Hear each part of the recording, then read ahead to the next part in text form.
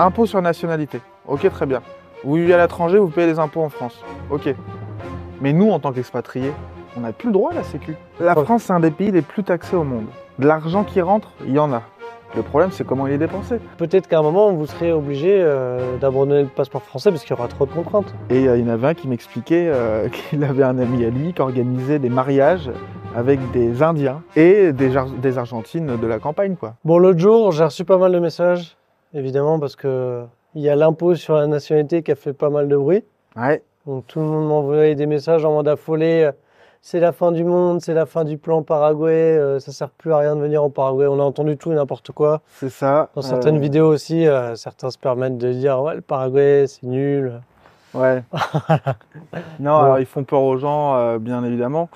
C'est vrai que l'impôt sur la nationalité, avec cet amendement-là qui a failli passer, ça a fait quand même pas mal de bruit. On avait les WhatsApp, les Telegram, ça sonnait, faites une vidéo. Mais alors moi, de mon côté, je vais te dire ce que j'en ai pensé. On n'a pas forcément réagi pareil. Ouais. Je pense que chacun a réagi à sa manière.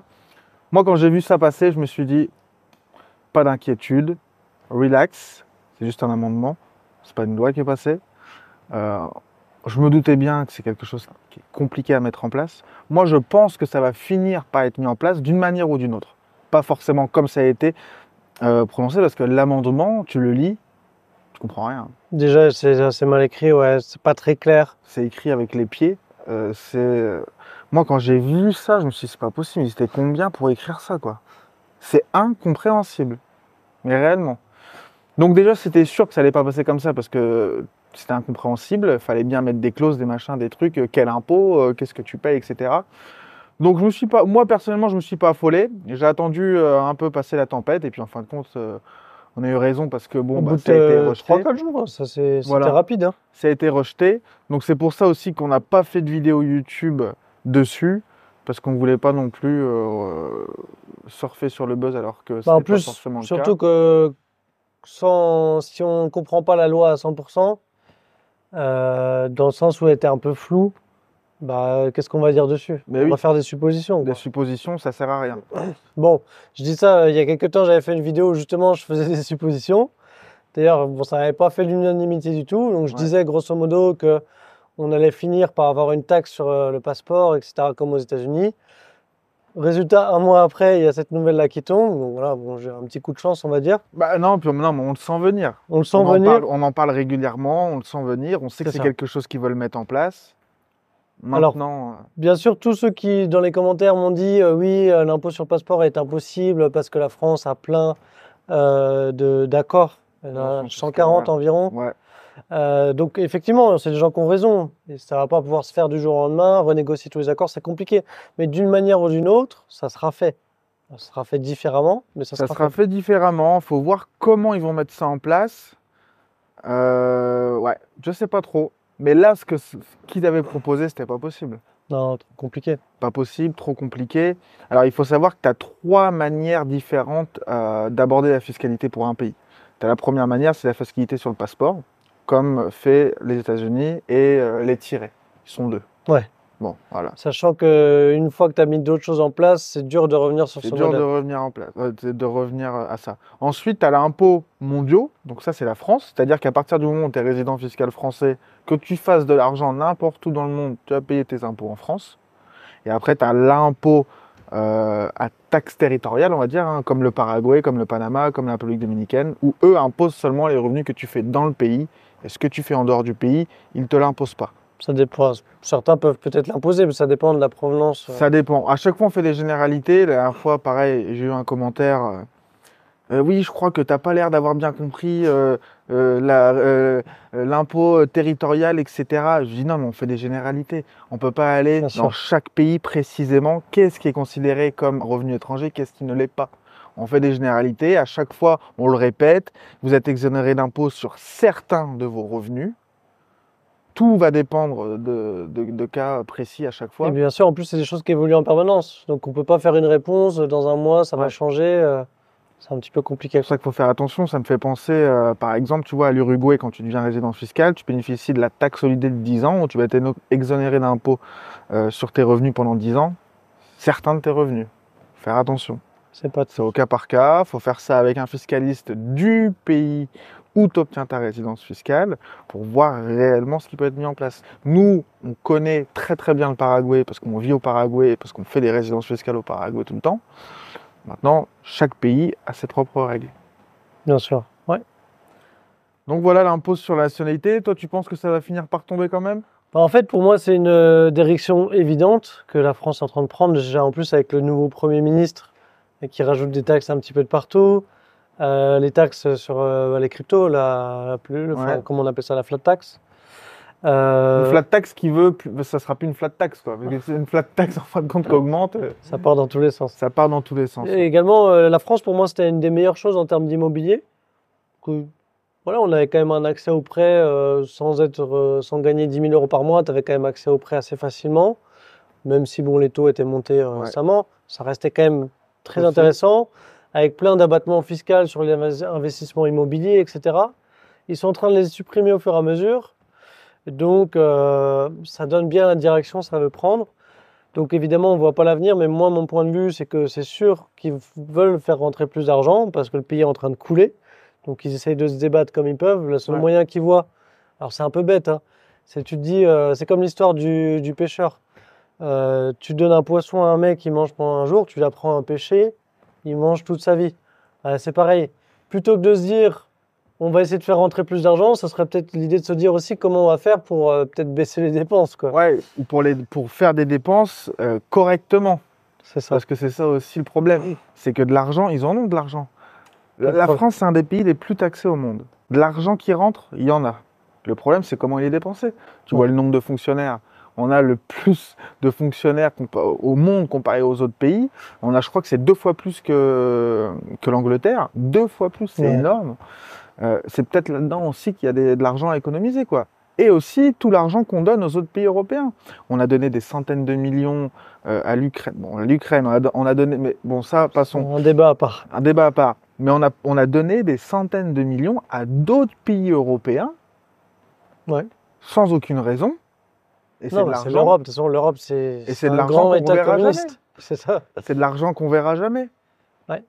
Et juste pour rebondir sur le coût des fonctionnaires, moi j'ai un ami, bon, il travaillait à l'université de Montpellier. Et donc il était vraiment en interne, donc lui plutôt spécialisé cinéma, donc c'était tout ce qui était communication digitale, etc. Il s'occupait voilà, de tourner des clips, ce genre de choses, dès qu'ils avaient besoin voilà, de ça.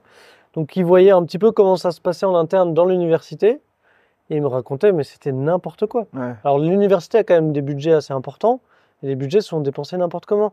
Il me disait que lui, ils avaient des centaines de tablettes, il n'y avait rien qui était référencé, ça pouvait disparaître comme ça du jour au lendemain, qu'ils avaient plein de contrats avec des entreprises, que les entreprises elles ne venaient même pas, et que vu que c'était des contrats sur 5 ans, bon, bah, ils laissaient couler le truc, Ouais.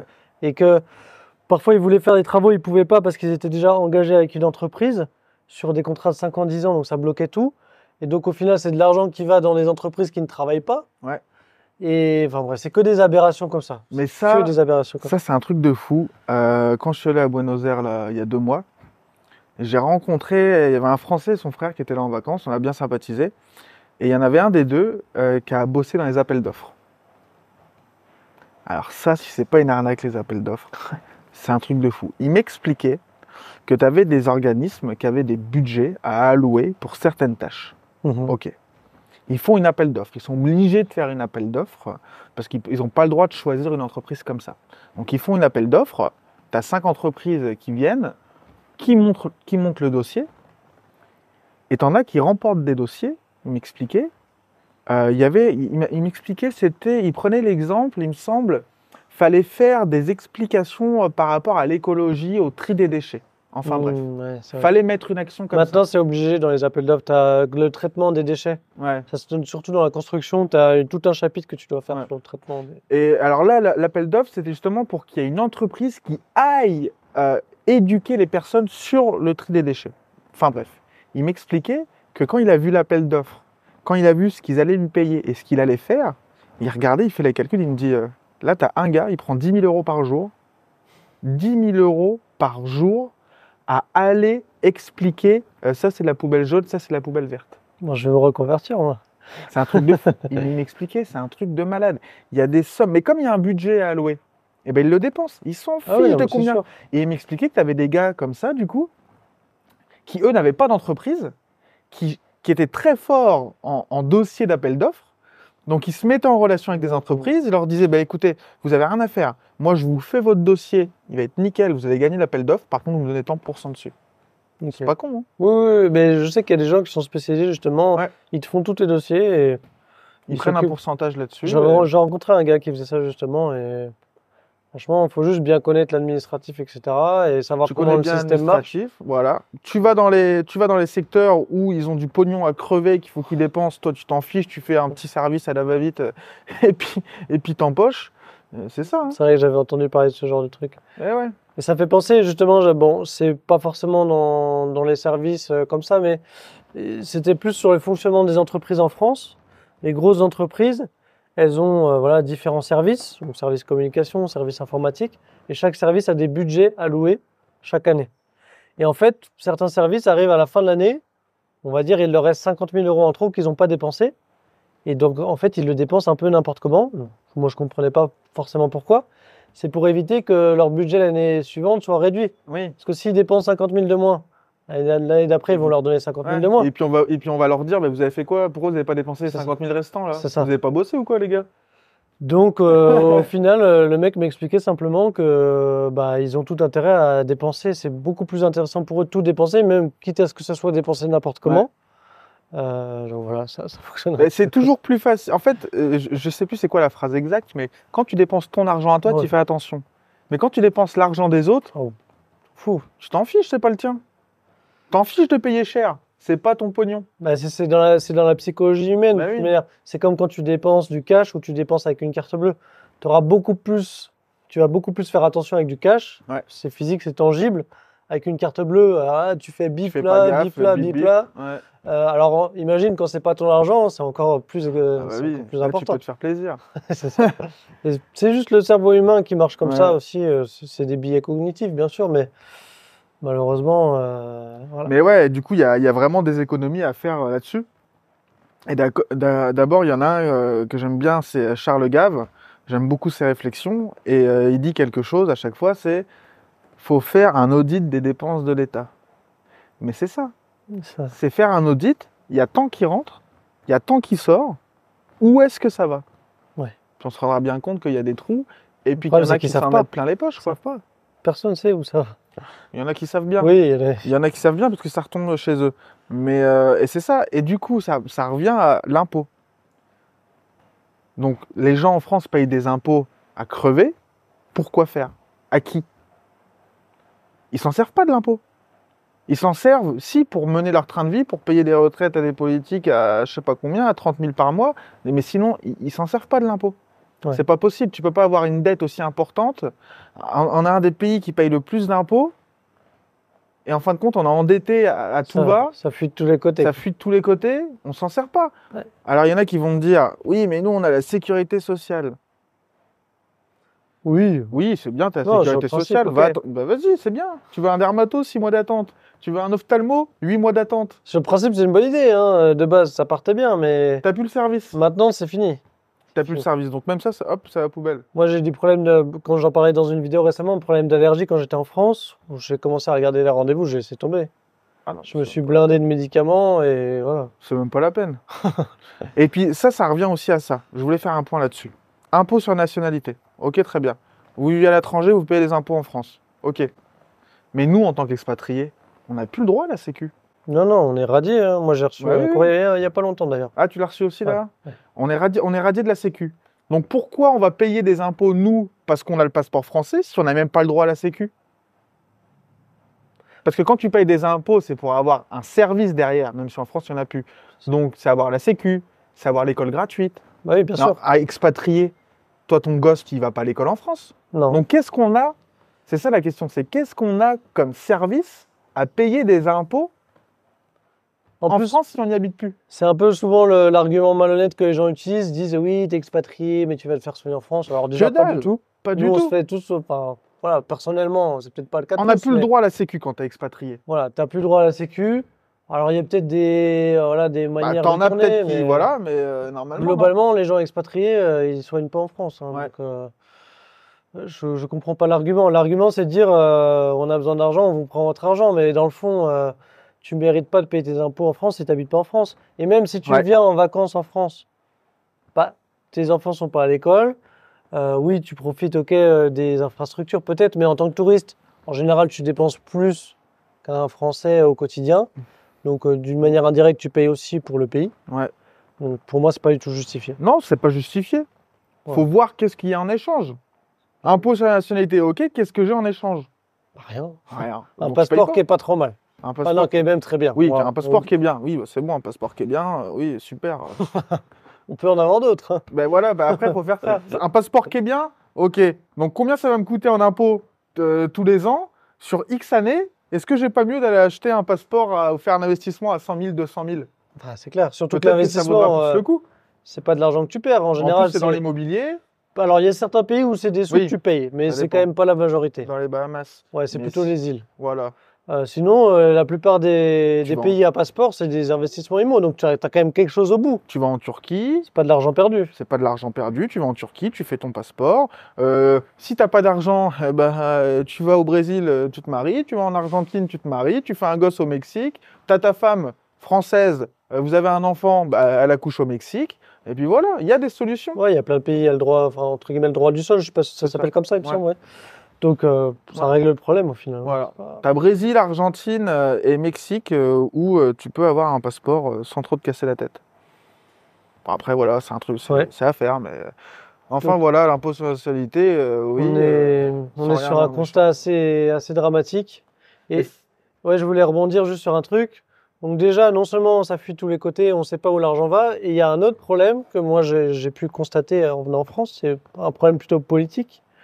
Je te donne l'exemple de Nancy. Moi, c'est une ville assez proche d'où j'ai grandi. Mm.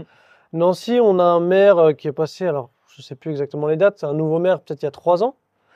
Et en fait, bon, c'est une des premières villes avec le tram en France. Donc on a un tram très ancien à Nancy. Ok. Et il y avait un projet de rénovation qui était fait voilà, pour agrandir la ligne de tram. C'est quand même un bon moyen de transport, le tram, Mhm. c'est quand même vachement bien. Euh, et donc le maire avait lancé ce projet-là de rénovation, refaire toutes les lignes, les agrandir. Il avait commencé à payer pas mal d'argent, en parlant plusieurs millions, bien entendu. Mhm. Et là, on a le nouveau maire qui arrive. Dès qu'il y a un nouveau maire, il y a toujours l'ego qui rentre en jeu et Ouais. commence à faire tout et n'importe quoi. C'est pas mon projet. C'est pas mon projet, j'annule tout. Il a retiré, donc annulé le projet. Il a retiré toutes les lignes de tram. Donc là, on est à Nancy. Moi, j'étais il y a un mois à peine. Il n'y a pas de tram.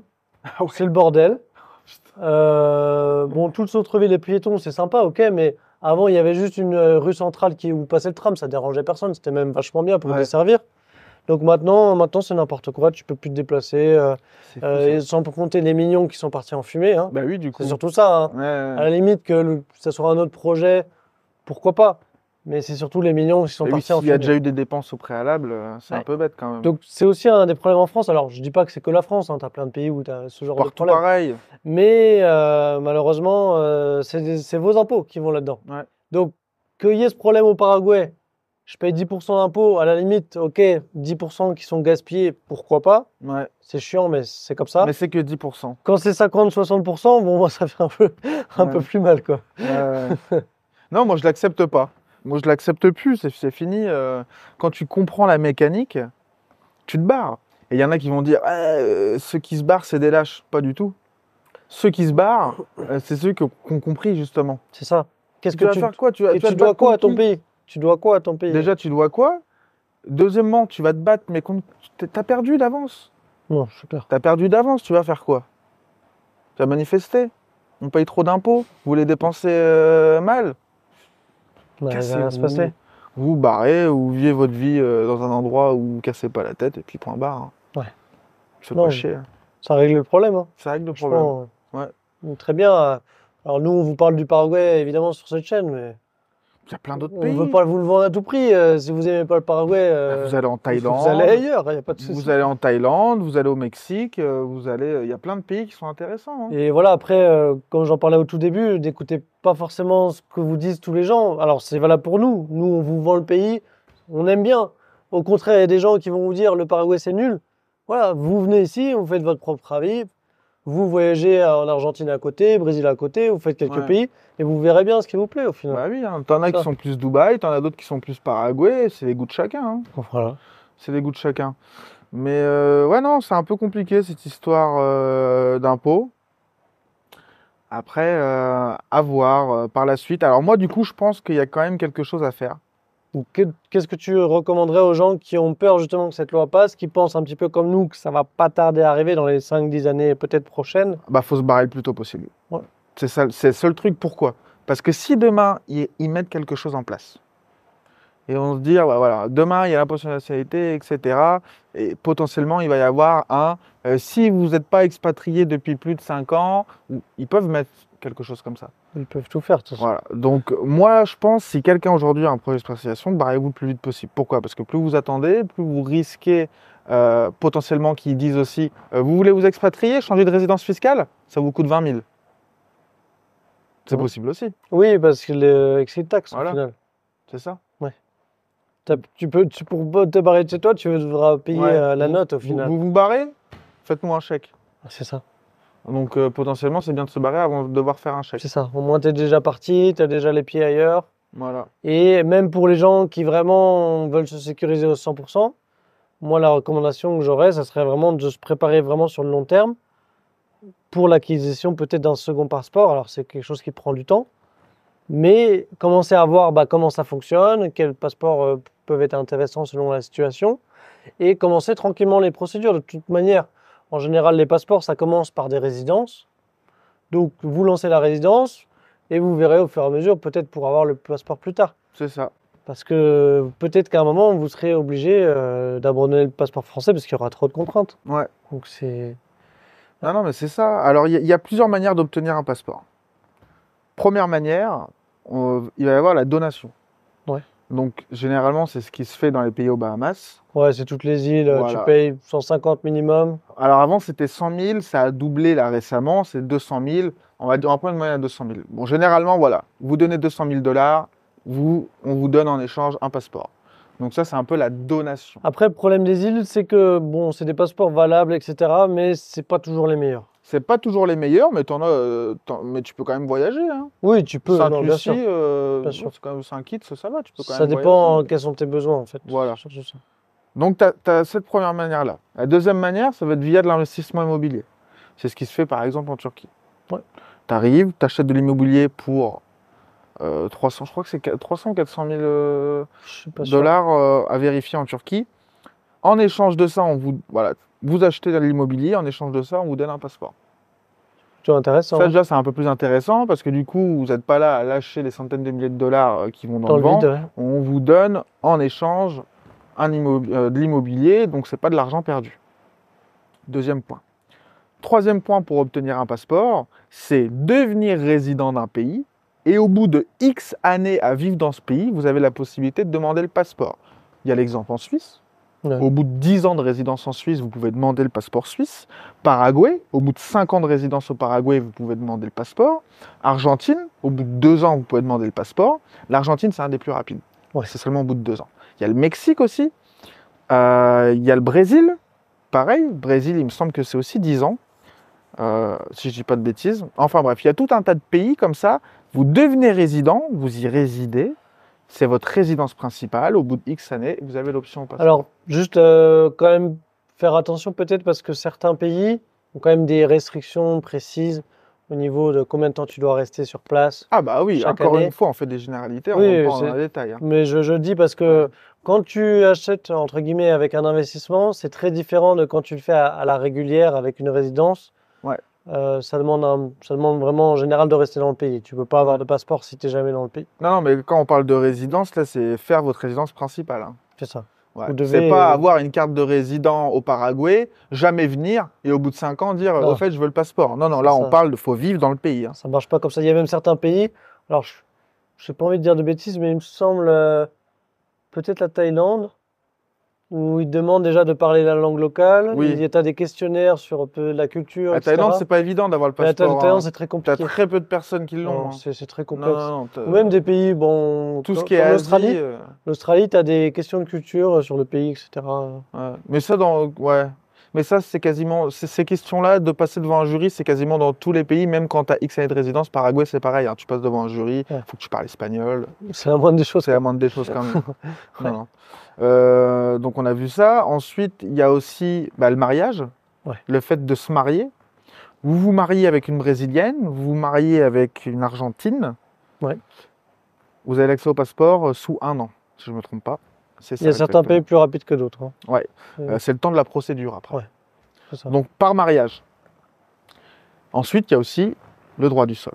Donc, c'est-à-dire que votre enfant accouche dans un pays où il va obtenir le passeport et du coup, vous obtenez aussi le passeport. Donc, on a le Brésil, on a l'Argentine, on a le Mexique. Principalement, c'est les plus C'est connus les pour plus ça. connus parce que Il y a le c'est. Chili aussi, mais le Chili, il faut vivre aussi en même temps pas mal de temps. C'est aussi une solution. Tu sais, ça, c'est quelque chose qui est fait énormément aux États-Unis. En France, personne ne le sait. Mais c'est la mentalité américaine qui est Ouais, très c'est différente. ouais. Ça n'a rien à voir. Ouais. Les Américains, en fait, ils pensent qu'est-ce que je veux accomplir, boum, je l'accomplis. Ils se posent pas les questions est-ce que c'est moral, est-ce que c'est éthique, est-ce que. Alors je dis pas, hein, ok, l'éthique et tout, c'est importante, mais bon, à un moment, tu veux un objectif, tu te donnes les moyens, c'est tout. C'est ça. Et en parlant d'éthique, justement, quand je suis allé à Buenos Aires la dernière fois, j'ai fait pas mal de rendez-vous avec des avocats. Et il y en avait un qui m'expliquait qu'il avait un ami à lui qui organisait des mariages avec des Indiens, Ouais, enfin d'Inde, ouais. et des Argentines de la campagne, quoi. Et Bien puis lui, il vendait, c'est un service qu'il vend en fait. Ouais, bien sûr. Et t'as les mecs Les d'Inde Indiens, qui ils ont leur viennent, passeport. ils ont leur passeport en Les Argentine. Argentines, bon, elles ont sans doute pas beaucoup d'argent, ça leur permet de récupérer Ils un. prennent un billet au passage. Lui, il doit bien se mettre aussi. Et puis tout le monde est content. Écoutez, moi, j'estime que si les trois parties sont consentants et ça convient à tout le monde, Si ça reste dans le cadre légal, ça, c'est voilà, du coup, c'est un peu limite. c'est un peu limite. Mais, et il y a l'avocat qui me disait, écoute, moi, c'est moi qui m'occupe de monter les dossiers. Donc lui, il monte les dossiers pour ces gens-là. Il dit, moi, je connais pas. Moi, on me dit qu'il y a 2 personnes Oui, c'est ça. qui sont mariées, qui ont besoin du passeport. Je mets le dossier. Après, il se doute très bien. Oui, Il oui. me dit, tu sais, je sais très bien. Non, après, c'est vrai que le cadre légal, là, il est un peu très, très limite. Bah, en fait, t'es sur, ouais, t'es dans la zone grise. Parce que, oui, c'est légal, mais c'est arrangé. Oui, c'est arrangé, donc techniquement, c'est pas bon, quoi. Techniquement, c'est pas bon. Mais bon, moi, Ah. personnellement, je ne ferais pas ce genre de choses, mais c'est vrai que ça existe. Non, Et moi, c'est quelque chose au pareil. final, bon, si tout le monde est d'accord et que, bon, Ouais. ça concerne les gens, plus Ouais, qu'autre oui, chose, oui. quoi. Et il m'expliquait, en fin de compte, t'as quasiment, alors lui, c'est ce qu'il m'expliquait, hein, t'as quasiment aucun risque. Pourquoi? Parce qu'imaginons, tu fais un mariage arrangé, très bien, tu fais la demande de passeport, t'as le passeport. Ok, tu peux te divorcer juste après. C'est vrai. Il me dit, tu divorces juste après. En Argentine, même si la fille, elle va se plaindre, comme quoi c'est un mariage arrangé, machin, qu'elle te dénonce, il dit, l'administration, ils sont tellement à la rue que avant qu'on vienne te voir et qu'on te dise rendez-nous le passeport, il m'a dit, t'es tranquille. C'est son point de vue à lui, ça se trouve, Oui. c'est pas ça. Ça vaut le coup de se renseigner Faut quand se même. je pense. renseigner quand même. Faut jamais écouter une seule personne. Hein. C'est comme les avocats fiscalistes, les comptables, etc. Ça me fait penser à un truc. Quand j'avais eu un projet en France il y a plusieurs années, j'avais appelé 3 comptables pour poser la même question. J'avais eu 3 réponses différentes. Et je dis, je fais quoi alors? Ah, c'est toujours comme Je ça. prends la réponse qui me convient le mieux à moi ou Le tu problème, c'est que après l'administration fiscale, ils peuvent t'allumer. oui. Ça sera ta faute, ce sera pas celle du comptable. Hein. Ouais. Moi, j'avais également le problème là-dessus. J'étais sur un régime de TVA sur marge, donc c'est tout ce qui est brocanteur, etc., vente de biens d'occasion. Et en fait, on savait pas si mon activité rentrait dedans. J'avais certains comptables qui me disaient que oui et d'autres qui me disaient que non. Donc, tu fais quoi? Alors, normalement, tu es obligé de faire un rescrit fiscal. Ah oui. Ouais. C'est un papier qui demande une réponse officielle à l'administration. Ouais. Sauf que parfois, ça peut prendre 2 ans pour qu'ils te répondent. Ah ouais. C'est juste. T'avais fait les démarches ou pas? Je l'ai pas fait. Non, tu as pas fait. J'ai décidé de tout payer le plus possible au final pour être tranquille. Bah ouais, parce que tu te dis après s'ils te tombent Euh, dessus. Et le problème avec les impôts, avec les contrôles fiscaux en France, tiens, encore tout à l'heure, là, je suis tombé sur un réel sur Instagram, je l'ai sauvegardé, de la boiserie. Tu vois, Ouais. c'est qui la Ouais, boiserie? ouais, je vois, un youtubeur. Et il expliquait qu'il a eu un contrôle fiscal là, qui s'est terminé avec sa boîte d'airsoft. Tout est en règle. Tout est en règle, 100% honnête. À la fin, ils lui disent, oui, c'est bon, nickel. Le problème, c'est que votre banque, elle a mis trop de temps à nous envoyer un justificatif, donc vous nous devez 13 000 euros. Et il a dit, mais je suis obligé de les payer les 13 000 euros, parce que sinon, Eh non. ils m'ont à l'usure. Il Ah ouais, dit, non. j'ai rien à payer, je suis 100% honnête, et parce que la banque a émis un justificatif trop tard, il me demande 13 000, et il disait, bah, c'est tout, je vais les payer, j'ai pas le choix. Sinon, je vais faire quoi? Je vais encore attendre pendant un an, il dit, j'ai d'autres problèmes Non, c'est clair. à résoudre. Et en Malheureusement. fait, c'est ça. En fait, c'est la mentalité, c'est une mentalité qui cherche presque à te nuire. Oui, Alors, oui. tous les contrôleurs fiscaux sont peut-être pas comme ça. Je veux pas généraliser, mais voilà, moi, je fréquentais pas mal d'entrepreneurs en France, des gens qui avaient des entreprises depuis des années, qui ont déjà fait un ou plusieurs contrôles fiscaux.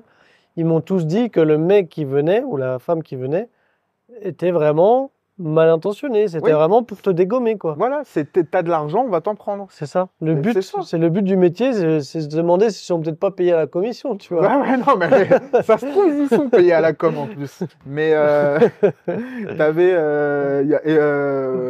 On va pas dire son prénom. Bref, un Belge qui est venu il y a pas longtemps faire sa carte de résident. Mhm. Tous les ans, il a un contrôle. Malheureusement. Tous les ans. Et tous les ans, il montre qu'il n'y a pas de souci. Mais d'après, bon, il gagne quand même de l'argent, ce mec-là. Hein. On va leur faire. Je sais pas, il y C'est a. fou, hein? C'est une C'est une atmosphère mentalité. aussi, une mentalité, une atmosphère. C'est comme quand tu parles des voitures, tu as des belles voitures en France, tu te fais rayer ta bagnole. Ouais, ouais, c'est ça. Ou tu commences à dire que tu gagnes de l'argent, tu es tout de suite un connard de patron. Ouais, ouais. Je sais pas, C'est c'est. très mal vu quand même, ceux qui font de l'argent, ceux qui réussissent. C'est Bernard Arnault qu'on prend plein la gueule alors que c'est lui qui paye C'est le lui plus qui- d'impôts. En plus, il crée. Bon après, c'est crée un discutable sur ce qu'il fait, etc.